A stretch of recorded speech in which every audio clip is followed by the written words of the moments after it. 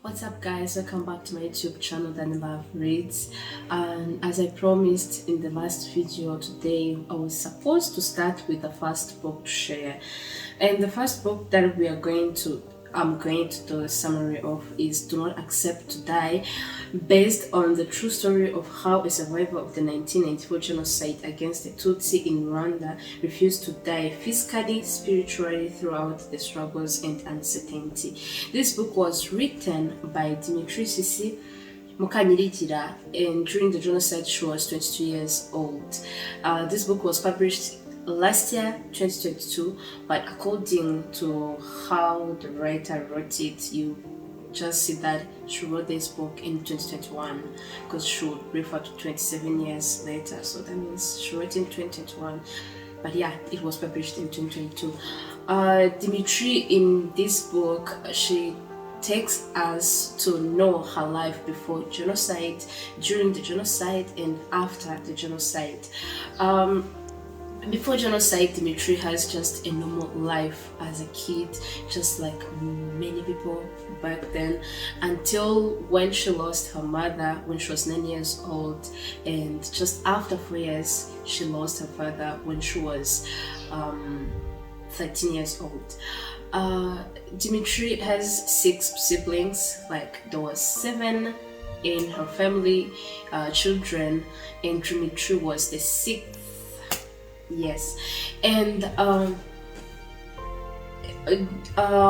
their sister and their grandmother just came to live with them, and they lived where her father was born in Chibagabaga, and her great grandpa, like her grandpa, they came from Uganda, and they lived in Lemera, Chimirongo, Chibagabaga, just in that particular place. And this was easy to understand, especially when someone is saying the places, you just feel like, yeah, I know that place. Through all the book, like the places, her life before genocide, the places should say, and especially that I live in one of those places, like in Chibagabaga, it was really easy, like I could understand, I could see the meters between from this place she would say to this place, the kilometers actually. So when they lost their father, her sister, the firstborn, was taking care of them. During those times before genocide, it was even hard to let Tutsis to go to school. So their firstborn and the secondborn didn't get a chance to go to high school, and they decided like to take care of their young siblings who would get chances to study even though it was so hard. Dimitrie was smart, like smart in class, like she would pass with nice grades or high grades, and her and her brother and her sister, like the last born, they just went to same schools and in primary actually. Life was so hard, like for orphans, like to manage her sister and the brother, like to manage to take care of them, just get all the basic needs they would need. And things fall apart, like also when Dimitrie got pregnant. She was abused and she got pregnant at the age of 17, and she couldn't finish her studies by that time because she left school just to go take care of her pregnancy and her baby. She was pregnant by that time. When she went back home with the news that she was pregnant, her siblings couldn't understand, and as you know, it was really so hard, like for orphans, they are taking care of yourselves, and now one of you got pregnant like unexpectedly. It was really so hard for her and her family, but the moment she gave birth, her siblings really loved her baby, and the grandma was still alive by that time. And then there later on, before genocide, she lost her grandma as well, and but they struggled, like they kept moving on, and they had this unity, as she said in the book. Each older one was responsible of the young one. So that means like the firstborn was responsible of the secondborn just like that until you reach the lastborn. Dimitrie was responsible of the lastborn. And there were 4 girls and 3 boys. Dimitrie, after when she was 18, when she decided to go back to school after she gave birth to her daughter, because she gave birth in 2019, in September, and she went back to school January the next year. And she went back to school, she was just performing really good, and that's where she met this man. No, not at school, by the way. She was like back home, like during her internship. That's where she met the love of her life, through her cousin, who would say like they resemble, like they just look alike. And that's when she fell in love with the man called Belko, who is her husband now.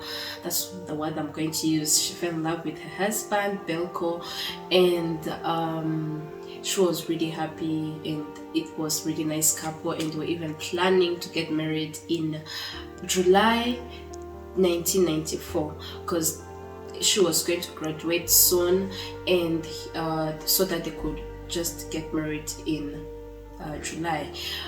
It wasn't that until 1994, 7th April 1994, things changed and things went upside and down. During the genocide on 6th April, Dimitrie's daughter was at her sister's place, but she was being taken care of her sister's husband, one of her sister, and they were like at different places.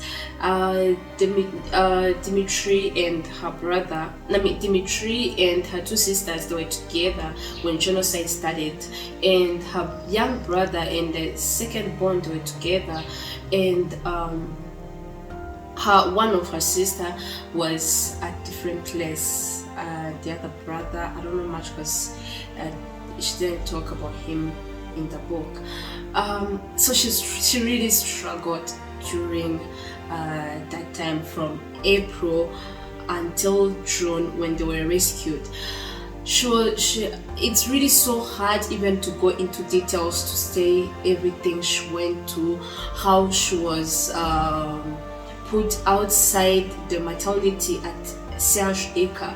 That's why I was saying like it's so easy to understand when someone is saying places, and when she was saying this place at Serge Eka, so when she talked about her life at Serge Eka and the way they put her outside maternity so that she could stay there, and there was this soldier who was looking after her, like she was looking at her, like he was supposed to watch her like outside there, and because they told him like he should keep an eye on her until her time to die comes. And also her sister, her 2 sisters, they were like inside the maternity, like they were inside because one of her sisters, she was pregnant, and another one was just a nurse who was doing internship like at Serge Eka by that time, like in 1994. So she was looking after her, and Dimitrie was the soldier. They told him like to take Dimitrie at mortuary where they were taking Tutsi's body to keep, and then wait for them, like put them, take the bodies at the mortuary until they come and take them, like to bury them. So she was put in that room with only with dead bodies, and among all those dead bodies she could just recognize one person, and she kept herself, like she hid herself under a cope. This scene I could just try to imagine, like to bring it like into, like I don't know, it was really so hard. It's beyond my understanding. So there was this one doctor who saw when the soldier took her to the mortuary. So he went there and he called her, so that he rescued her like from that place. It's a lot really that happened at Serashika for Dimitrie. And also there was this other time when there was this soldier who came. He was going to rape her, and there was an explosion. So that's how also she was God protected her from him. And it was really a lot. And it was there was this time now when they took all Tutsis, the ones who were sick. Every Tutsi was at Serashika. They took them from Serashika to put them with the other Tutsis at Saint Famille. It's a journey. It's not really that far, but there is like some kilometers away from Saint Famille to Serashika. And they took them there, and that soldier who was looking after her, or who was looking at her, was supposed to kill her, took her at the Saint Famille as well. And he handed her to a nun, because she asked him like to let her go find a nun at the convent like near Saint Famille, just it's close Saint Famille, and he let her just go with the nuns, and they just took care of her, and they gave her a place to sleep and everything. So during that time when Dimitri was at Saint Famille, things were not easy still. Like it was really hard, and they were like killing Tutsis. Even the priest turned into monsters. Like they could just tell them like, how come are you still alive, you know? And the priest who told her that was a priest who used even to go to their place, like at home, to her house when her parents were still alive, to eat with them, to share with them a meal. And he was the one who asked like, how come are you still alive? Like it was so hard for Dimitri to see someone you used to know turning an eye on you. Like it was so hard. So during that time she tried to come to talk to other people who were there. And there was this story she talked about this young boy, a 9-year-old Christian. Christian was brought at Saint Famille by his father. So his father was a Hutu, but his mom was a Tutsi. So his father killed his mother, his 2 sisters, and his young brother. Christian was the firstborn. So he saw his father shooting his mom and 3 siblings in front of him, just telling him like, these they're Tutsis, and the reason why I'm sparing you, I'm not like, I don't want to kill you because you're my firstborn and you resemble me, and I just want you to, like, it's just that thing of like keep the family going on, like as if like, because now they were starting to lose the battle, because RPF was fighting with them, so they were starting to lose it. And that's when he said like, let me just take you there so that I can just go by my own. The sad thing, which also me, I felt like it was sad, is that I don't even know his life, if he survived, if his father survived and he managed. Like it's a lot. So that's where the story of Christian ended. But you can imagine a 9 years old boy seeing his mother, his siblings being killed. That was really crazy. So after, like in the mid-June, that's when they were rescued, and they took them to under RPF protection, and she was with her sister, who later joined her. Their sister was pregnant, but their firstborn, like their first sister, like firstborn, they were not together.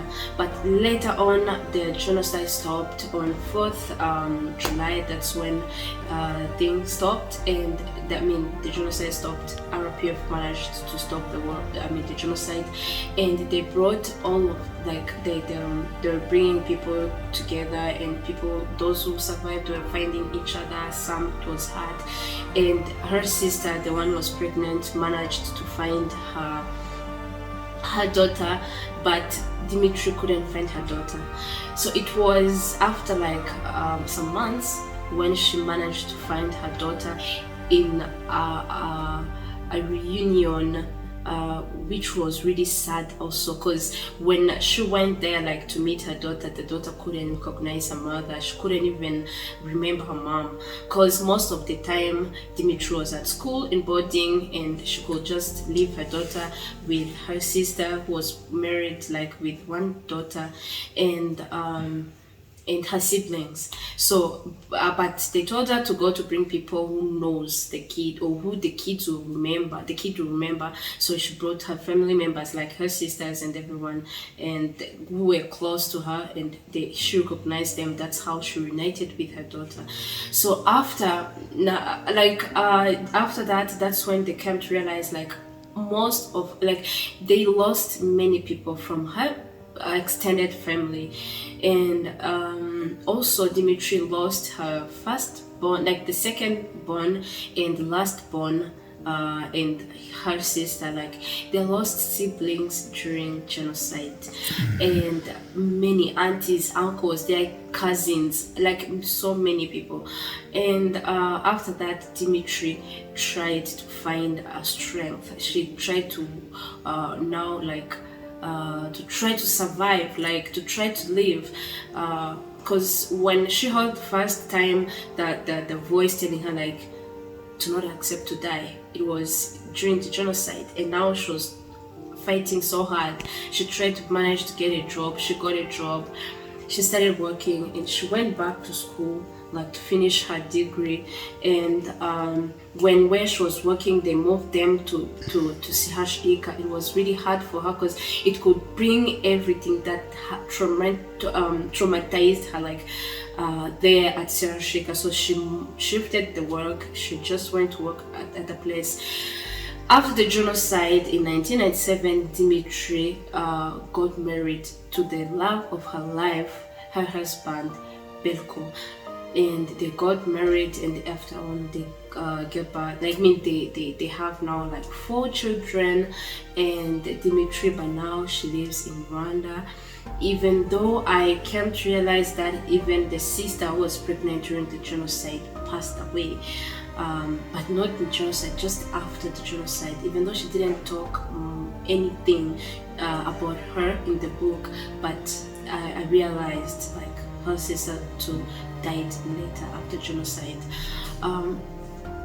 It's a really very touching story where you'll be like, oh my god, this is really it happened. And like last time I said, like it's way more than horror movies.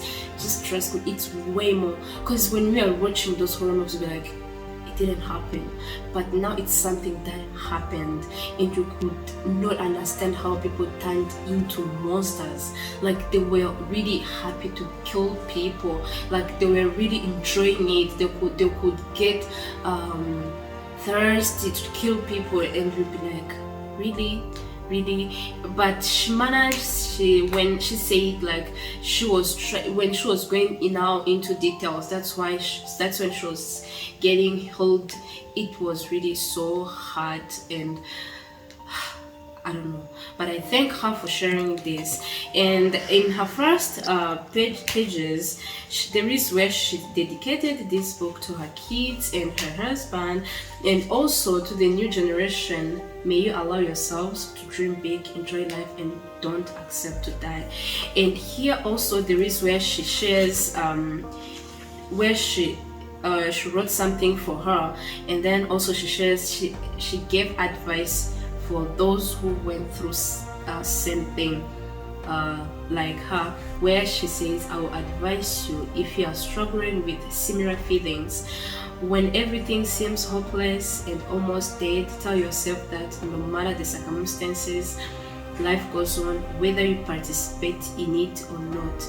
Make the silence purge to yourself and resolve to not accept to die. As I did during those dreadful days, refusing to die is not about preserving breath in your lungs and a pulse in your heart. Refusing to die is preserving everything that is human and good about you. Refusing to be consumed by the forces of death and negativity planted by the genocide against the Tutsi and other similar evils that continue to be planted in our world today. Later on, she wrote down all her extended families, people who lost their lives. There are so many, like it's like 3 pages, 4. There were really so many. And that's the end of our summary of the book, Do Not Accept to Die. As I said last time, you can get this copy at gift shop from Kigali Genocide Memorial. But I highly recommend to get it from Charisma, where it's cheaper than from gift shop. Than gift shop. Thank you guys, and I see you in my next video. I don't really know which book that I'm going to read next, but you'll see it in my next video. Thank you guys. God bless you. Bye.